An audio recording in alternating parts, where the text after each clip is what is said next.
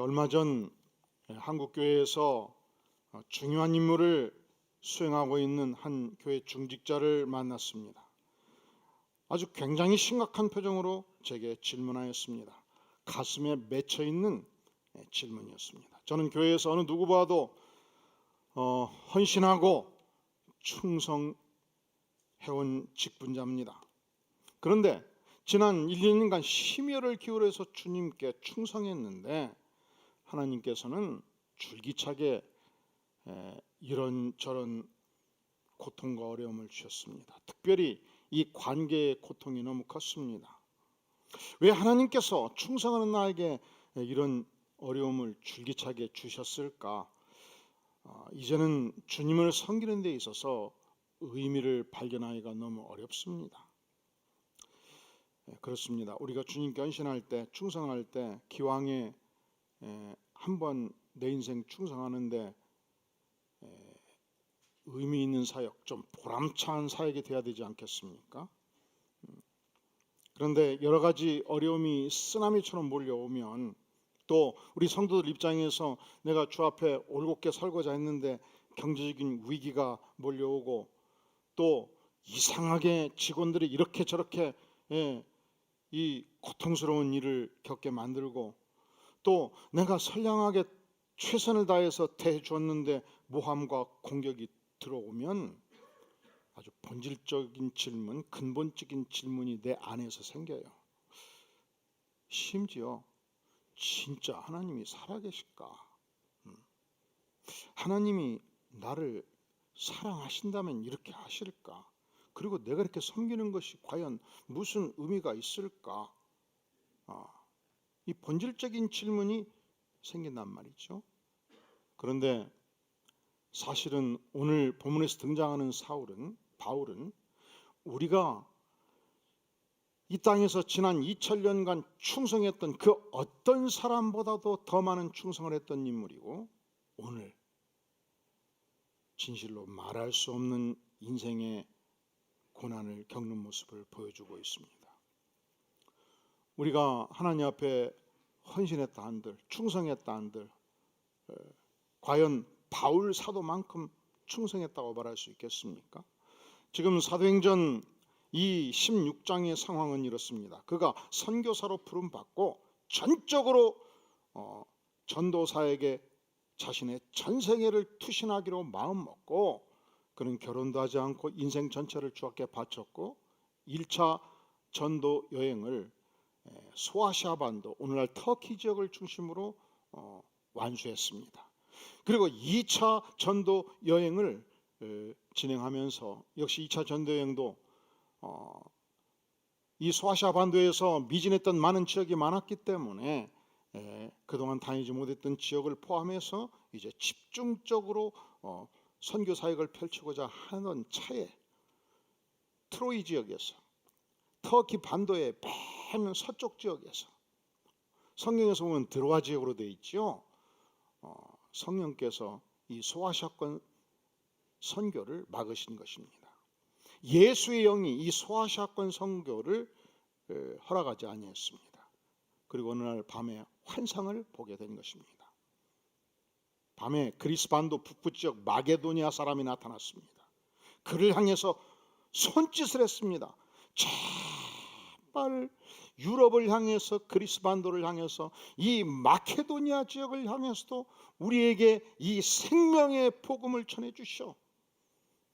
결국 그것이 하나님의 뜻인 줄 알고 아시아권 전도를 정리하고 유럽 지역에 들어가서 첫 번째 도시 이 빌립보 성에 복음을 증거하기 시작한 것입니다. 일반적으로 바울 사도는 어느 지역을 들어가든지 이 성경에 대한 구약 성경에 대한 이해력을 가지고 있는 유대인들 생각이 통하고 말이 통하는 먼저 유대인들을 전도하기를 원했습니다. 유대인들이 어느 지역에 주로 모여 있습니까? 그들이 많이 모여 있는 곳은 이미 기업을 일구어서 헌금을 해서 회당, 시나고그를 건설을 했을 것이고 그런데 빌립보 성은 아무리 찾아도 회당을 발견할 수 없었습니다. 그러면 유대인들이 기도처를 찾죠. 어디서 기도합니까? 이 폭포가 있고 강가가 있는 지역, 이 폭포 소리, 강물 소리와 싸우면서 아무리 외쳐도 주민에게 방해되지 않는 지역, 폭포가 있고 강가가 있는 지역은 조용한 곳입니다. 그곳에서 모여서 안식일마다 하나님께 간절히 기도하고 부르짖고 하나님의 말씀을 나누고 신앙을 영위하게 된 것입니다. 빌립보시 그곳에서는 회당이 없었습니다. 강가를 찾아 나섰습니다. 안식일마다 유대인들을 만났습니다. 그곳에서 한 여성 의류 사업가 루디아를 만났고, 그가 복음을 전했을 때 온 가족이 믿고 이 믿는 전도자 바울 일행을 초청해서 드디어 교회를 시작하게 된 것입니다. 안식일마다 기도처를 왔다 갔다 하는데, 그때 한 귀신 들린 여종이 바울 일행을 향해서 크게 외치는 것입니다. 뭐라고 외쳤습니까? 17절, 그가 바울과 우리를 따라와 소리질러 이르되 이 사람들은 지극히 높은 하나님의 종으로서 구원의 길을 너희에게 전하는 자라. 자, 이 표현이 정확한 표현입니까? 잘못된 표현입니까? 바울 사도 일행은 하나님으로부터 부름받은 이 생명의 복음을 지중해 증거하는 지극히 높으신 하나님의 종이었습니다. 유일한 구원의 길을, 예수 그리스도의 복음을 증거하는 자였습니다. 정확하게 알았습니다. 사랑하는 성도 여러분, 귀신의 힘을 입어도 인생의 과거와 현재의 미래를 보는 힘을 가질 수 있어요. 귀신의 능력을 덧입어도 엄청난 어떤 능력이 나올 수 있어요. 귀신의 능력을 덧입어도 인간의 생사화복을 정확히 맞출 수가 있습니다. 그리고 정확히 맞추면 맞출수록 복채가 더 커져요. 한 사람이 서울시장에 출마하기로 작정을 했습니다. 수백 명의 사람들을 동원하고 자금을 동원하고 이제 선거 준비에 돌입합니다. 그런데 떨어지면 손해가 너무 크잖아요. 내 인생 낭비가 있잖아요. 자금의 낭비가 있잖아요. 에너지의 낭비가 있잖아요. 그런데 기가 막히게 맞지는 미아리 점쟁이가 있대야. 처녀 멱통 점쟁이. 100만 원만 주면 내가 자금을 10억을 쓰게 될 것인데, 옛날 얘기, 요즘은 자금 별로 안 쓰죠. 요즘은 또 숨어서 쓴다는 얘기도 있고.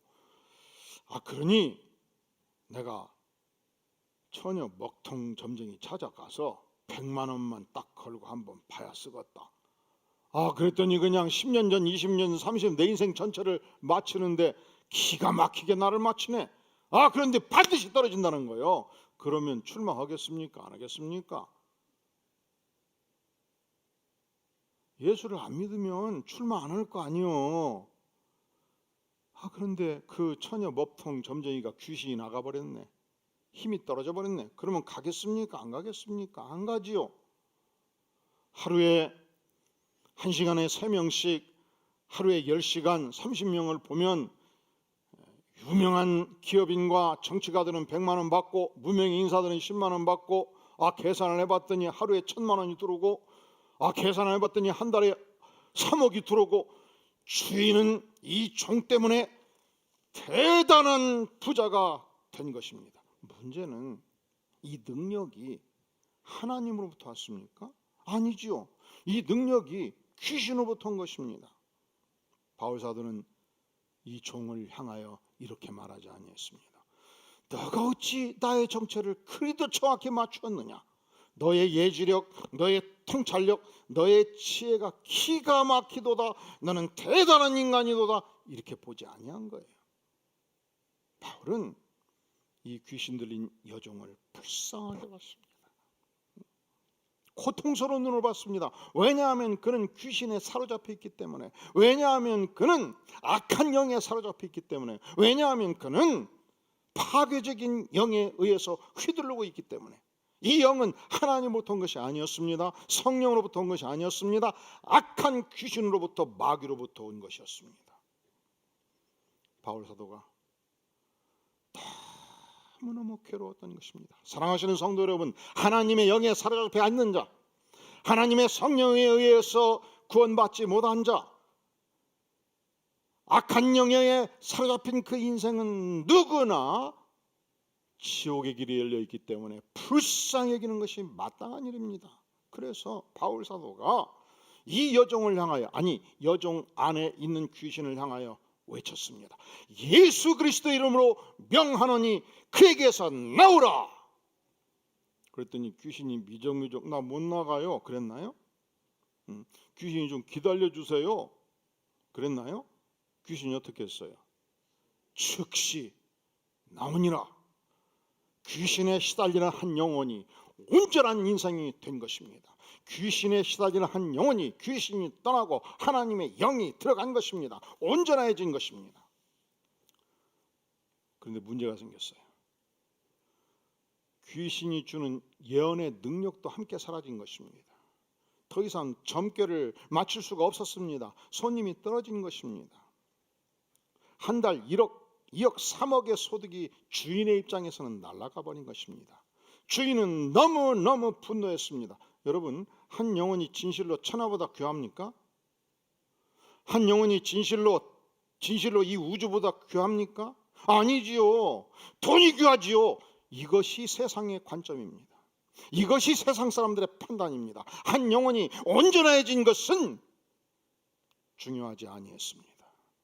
그리하여 주인은 하인들에게 명합니다. 저 바울의 행들을 당장 포박하라. 경찰서 유치장에 쳐넣어라. 그리고 고발장을 접수시켰습니다. 이 사람들은 아주 포악한 유대인들입니다. 우리 빌립보성을 풍기문란하게 만들고 심히 요란하게 뒤엎는 자들입니다. 이 사람들은 로마 시민이 가지고 있지 아니한 이상한 풍습, 요상한 종교를 퍼뜨리고 있습니다. 이들을 매우 쳐서 감옥에 장기간 옥살이하도록 조처를 취해주기 바랍니다. 그리하여 저들은 감옥에 갇혔습니다. 관리들이 옷을 찢어 벗겼습니다. 매우 쳤습니다. 엄청나게 두들러 쳤습니다. 그 당시 로마 관리들이 가졌던 채찍에 모습이 이렇다고 기록이 있습니다. 막대기 끝에 6가지, 7가지 회초리를 붙여놓고 회초리 끝에다가 납덩이를 붙입니다. 그걸로 치면 온몸에 살점이 떨어져 나갑니다. 온몸이 피투성이가 됩니다. 온몸에서 살점이 튀어나갑니다. 그리고 발에 착고를 채웠습니다. 깊은 감옥에 쳐넣어버린 것입니다. 여러분이 이런 상황이 된다면 어떤 생각을 할까요?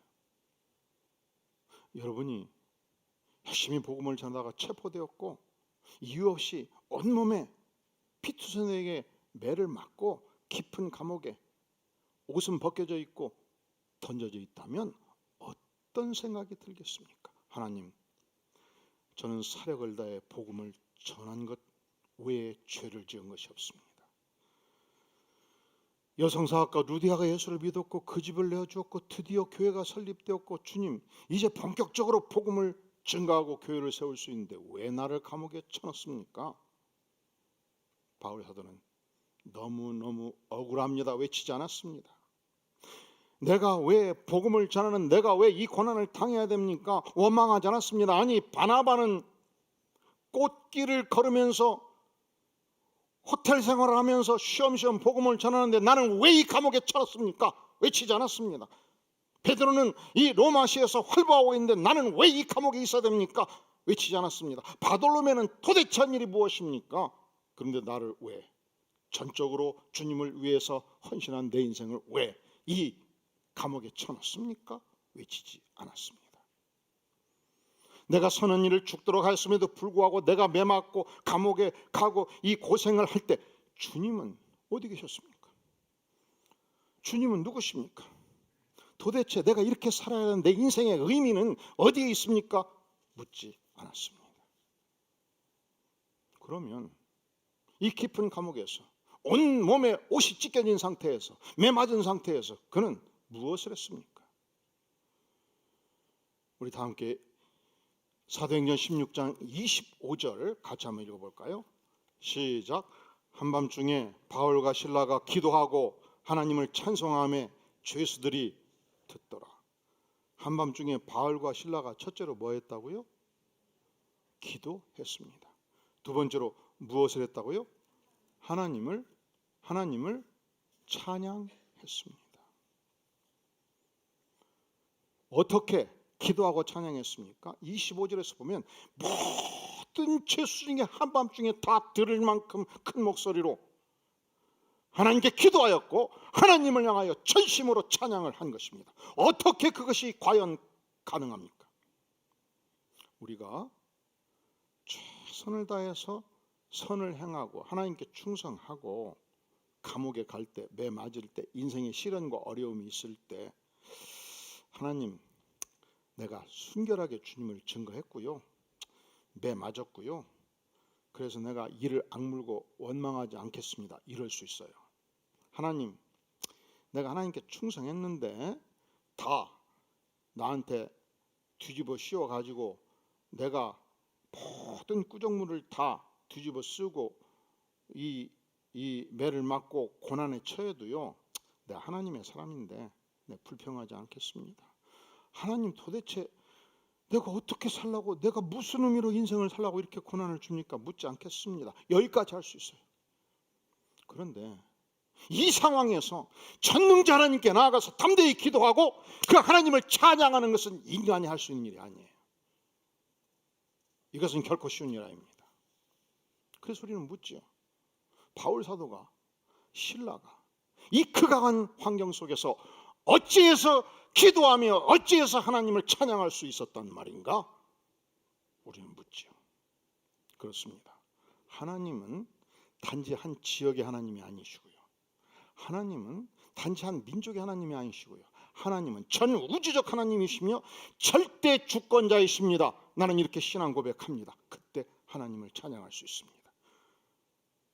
하나님은 어느 영역도 지배하지 아니하는 곳이 없으시는 전능하신 하나님입니다. 영역 주권의 하나님입니다. 이 신앙 고백을 할 때 우리는 하나님을 찬양할 수 있습니다. 하나님은 귀신 들린 한 여인도 고칠 수 있는 하나님이시고, 하나님은 지금도 옥문을 열 수 있는 하나님이시며, 하나님은 지금도 내일 나를 석방시켜서 호텔에서 잘 수 있도록 인도하실 수 있는 전능하신 하나님인 것을 내가 믿습니다. 이 신앙 고백을 할 때 우리는 인생의 절대적 고난 속에서도 찬양할 수 있습니다. 언제 우리가 이 고난 중에 찬양할 수 있을까요?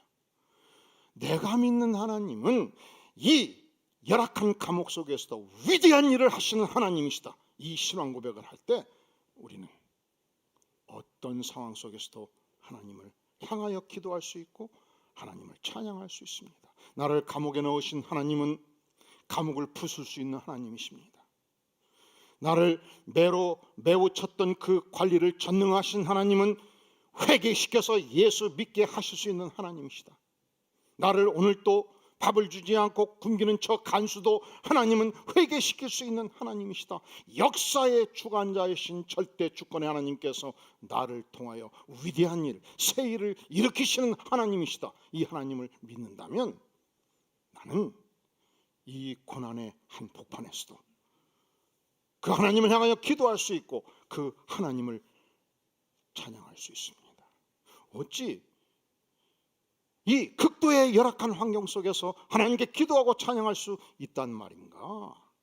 하나님께서 나를 이 감옥에 집어넣을 때는 이 감옥이야말로 하나님의 전도의 황금 어장이다라고 확신할 때 하나님을 향하여 기도할 수 있고 하나님을 찬양할 수 있습니다. 24시간 나를 감시하는 간수를 향하여 나는 복음을 증거할 수 있다.